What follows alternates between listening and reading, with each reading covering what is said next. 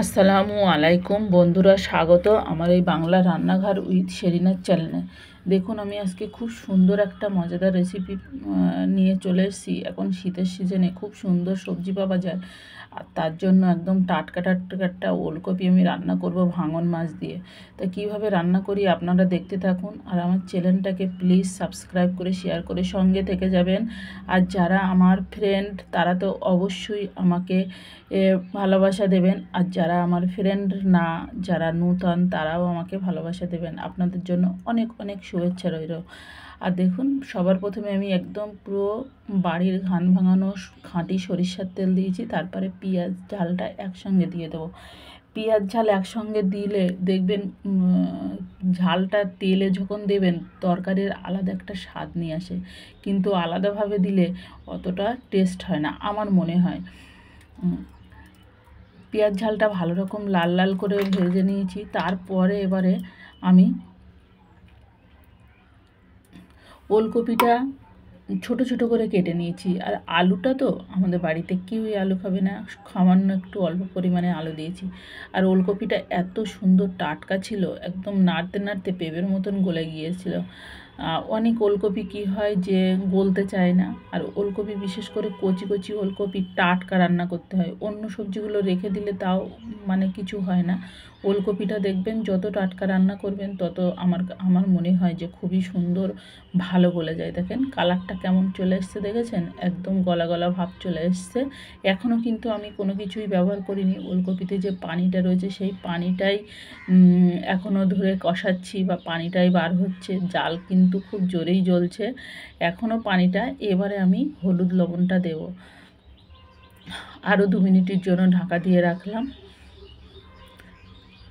এবার দেখেন একটু পোড়া পোড়া ভাব চলে এসছে। এবার আমি লবণ হলুদটা দিয়ে আমি আরও 2 মিনিট নাড়তে থাকবো।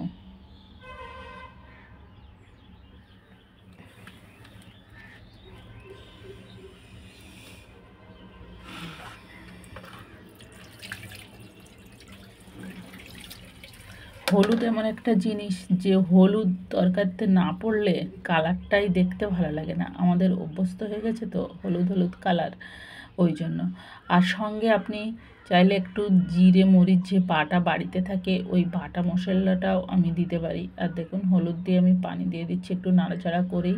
এই পানিটা পুড়ে যাচ্ছিলো ওই জন্য দিলাম। এই পানিটা পর্যন্ত আমি কষাবো। দেখেন দারুণ চলে এসছে, আর তেলটাও উঠে গেছে, কি সুন্দর কালার চলে এসছে। এবার আমি কষানো পানি দেব।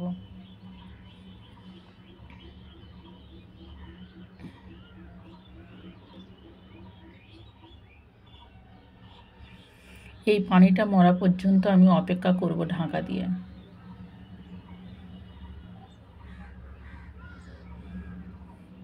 আমি ওলকপিটা রান্না করছি, কোনো মশলা কিন্তু ব্যবহার করিনি, যেমন আদা রসুন এই ধরনের কোনো কিছুই ব্যবহার করিনি। একদম প্লেনভাবে রান্না করছি। আমার কষানো হয়ে গেছে, আর খুব সুন্দর একদম নাড়তেই গিয়েই দেখেন পুরো গলে যাচ্ছে। একদম অল্প পানিতে আমার ওলকপিটা গলে গেছে, নাড়ানাড়ি করছি তাই গলে গেছে। এবার আমি একদম পানি দেব, যেটা ঝোলের পানি বলে। এই পানিটা দিয়ে আমি ফুটে উঠলে মাছ দিয়ে দেব। দেখেন কি দারুণ কালার চলে এসছে, আরও সুন্দর দেখতে, কিন্তু আরও সুন্দর লাগছে। এবার আমি মাছগুলো দিয়ে দেব।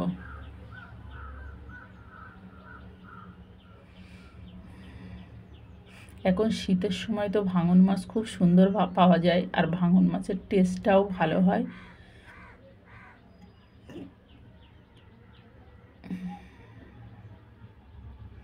এখন ভাঙন মাছের স্বাদ আলাদা, একদম সুন্দর। আমি আরও